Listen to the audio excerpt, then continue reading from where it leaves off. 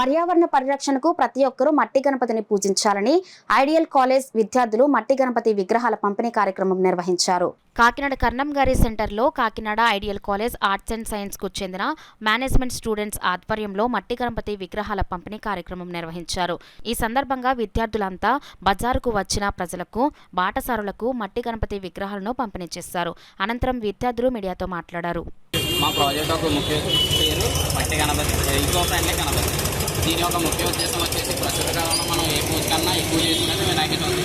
So దీన్ని మట్టి విగ్రహం కాకుండా ప్లాస్టర్ ప్రాజెక్ట్తో చాలామంది పూజ అనేది చేస్తారు. ఆ పూజ అయిపోయినాక నదిలో అని దాన్ని నిమజ్జనం చేస్తారు. దానివల్ల ప్లాస్టర్ ప్రాజెక్ట్ వల్ల నదులనే కాలుష్యం అవుతాయి, చేపలు ఇలా ఇతర జలాలు చనిపోతూ ఉంటాయి. సో అలాంటివి జరగకుండా ఈ మట్టి గణపతిని పూజించి నదులను మరియు జలద్రవాలను కాపాడే విధంగా మేము ఈ యొక్క మట్టి గణపతిని తయారు చేసి మా సొంత చేతులతో కాలుష్యం లేకుండా ఉండే విధంగా మాకు ముఖ్య ఉద్దేశం. దీనికి అవకాశం కల్పించిన నా కాలేజ్ యాజమాన్యానికి మరియు బీబీఏ డిపార్ట్మెంట్కు నా హృదయపూర్వక ధన్యవాదాలు.